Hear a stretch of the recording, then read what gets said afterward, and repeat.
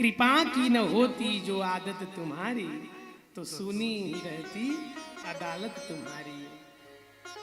न मुजरिम ही होते न तुम होते हाकिम, तो किस दर पे होती इबादत तुम्हारी।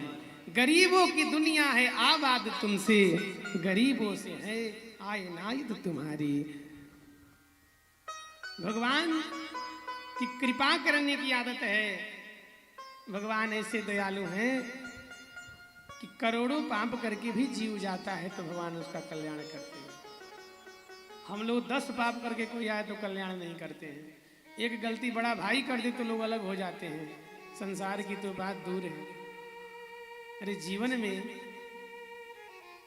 किताब के यदि एक पन्ने को खराब कर दिया जाए तो किताब नहीं बदला जाता है। जीवन में यदि कोई गलती है उस गलती को सुधारो। गलती सुधारने का मतलब ये नहीं है कि उसे अलग हो जाएं। आज भगवान कहते हैं कि देखो, हम प्रेम से परे हम कुछ नहीं जानते हैं। प्रेम के भी कई भाव हैं।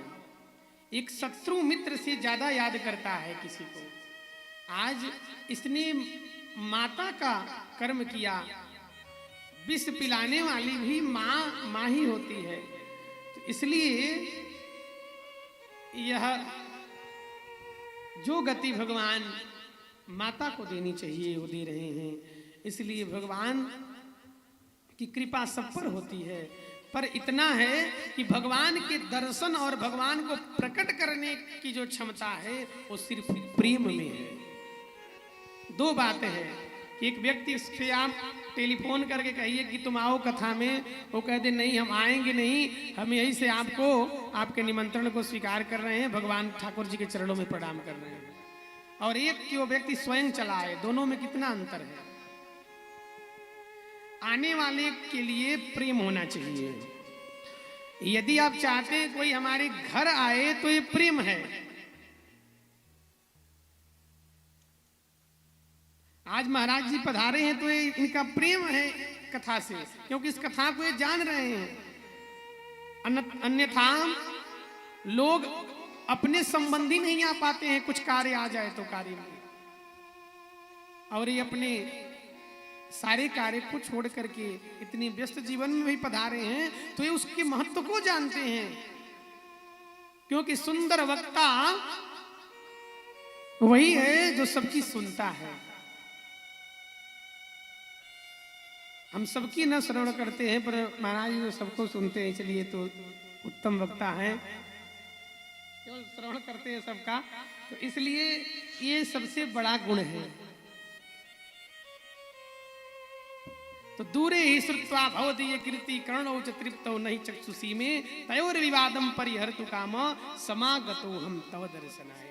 एक बार आप महाराज जी के लिए ताली बजा दीजिए कि आप इतने दूर से छत्तीसगढ़ से कथा करके महाराज जी आए हैं और पुनः कथा है 3 दिन के बाद, फिर भी महाराज जी पधारे। एक बार निवेदन पर, यह केवल निवेदन ही नहीं, ये दीक्षित परिवार का एक भगवान के ऊपर कृपा अनुग्रह है कि भगवान इन्हें ही इनको भेज दिया।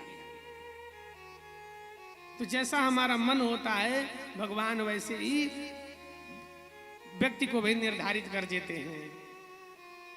दुर्योधन के लिए भगवान शकुनी को क्यों निर्धारित किए?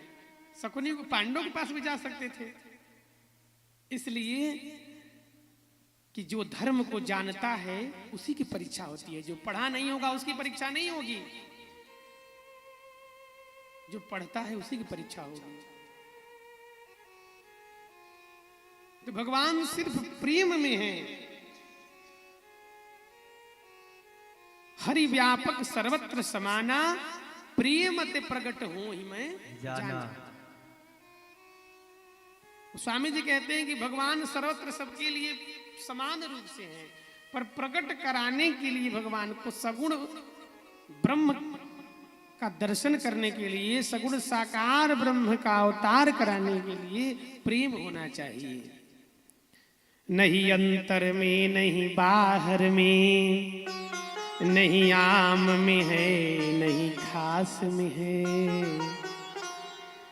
नहीं योग में है नहीं भोग में है, न विरक्ति में है न विलास में है, नहीं वेद विधान में ज्ञान में है, नहीं संयम बिंदु उपास में है, न पताल में है न आकाश में है। यदि प्रेम है तो प्रभु पास में है। यदि प्रेम है तो भगवान की कृपा हो जाएगी। प्रेम के अतिरिक्त भगवान को कुछ नहीं चाहिए। यदि पत्र पुष्प से भगवान प्रसन्न होते तो हर धनवान ढक देता भगवान को इससे। पर भावना में भाव हो तो मुख से बेड़ा पार है, भावना में भाव न हो तो सब किया बेकार है। इसलिए सबसे भगवान भाव ही विद्यते देव। आज भगवान पूतना का भी उद्धार किए, उसके पश्चात त्रिरावर्त अघासुर बकासुर नाना प्रकार के असुरों को भेजा कंस। पर असुरों की कथा ज्यादा नहीं सुननी चाहिए, संक्षिप्त रूप में जानिए कि सारे असुरों को परास्त कर दिया भगवान ने। हाँ। असुर तो असुर ही है, तो उसकी कथा क्यों सुनने जाए हम। भद्रं कर्णे भी शृणुयाम। हम अच्छे व्यक्ति के विषय में सुनिए, उसे क्या होगा, उसके गुण के ऊपर हमारा मनन होगा। तब जब पूतना नहीं आई तब तृणावर्त को भेजा, तृणावर्त का उद्धार किया भगवान ने, सबका उद्धार हो गया। एक दिन सोच रहे वसुदेव जी की हमारा लाला बड़ा हो गया होगा, पता नहीं कोई नाम रखा गया कि नहीं।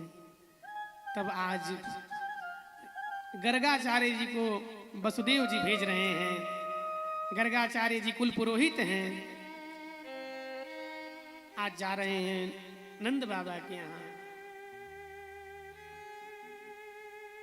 और जब नंद बाबा के यहाँ गए तो देखे कि गैया दुहने के लिए दोनों बालक भगवान श्री कृष्ण और बलराम जी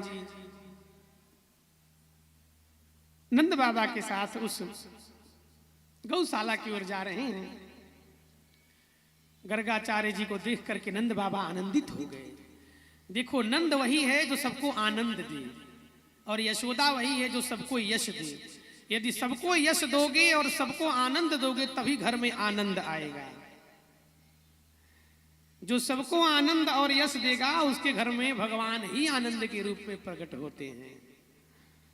यशः ददाति यशोदा, जो सबको यश दे वही यशोदा है। नंद बाबा ने आदर किया, आसन दिया, बैठाया।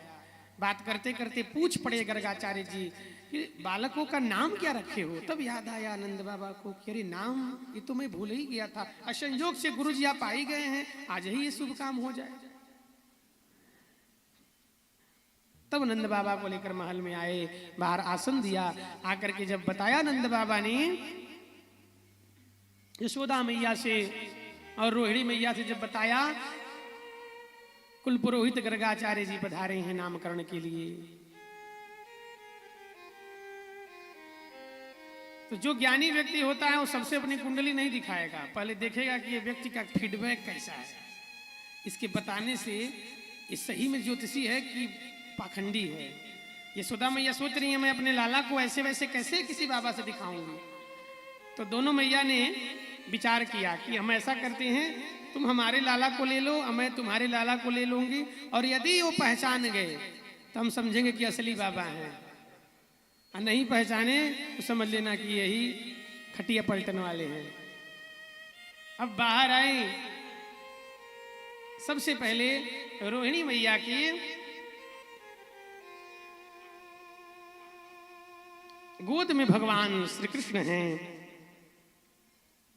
जैसे ही सबसे पहले रोहिणी मैया की गोद से भगवान को लिया गर्गाचार्य जी ने, भगवान को देखे और भगवान को देखते देखते देखते देखते तुरंत आसन सिद्ध हो गया और ध्यान लग गया उनका।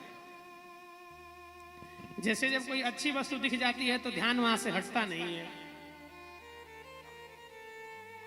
धैर्यं धिनोति ममकं पयते शरीरं रोमांचयत्यति विलोपयते मतिं च।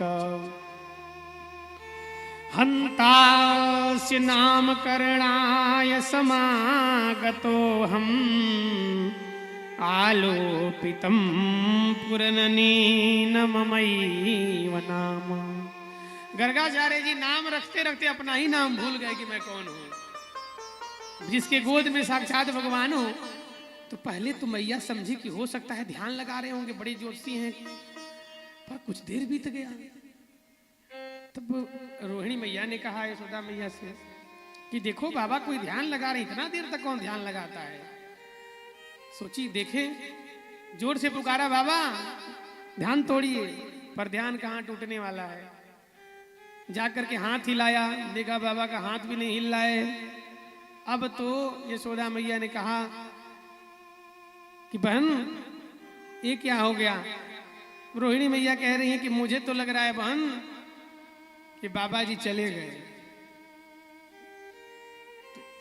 वो कही कि बताओ ये कलंक भी हम लोग के ऊपर ही आना था, बाबा को यही मरना था। तब जोर से एक बार यशोदा मैया ने जब पुकारा, तब उनका ध्यान टूटा। और जब ध्यान टूटा तब तुरंत कहा गर्गाचार्य जी ने, अयम ही रोहिणी पुत्रो रमयन सुहृदो गुणै आख्यास्यते रामैति बलाधिक्यात्।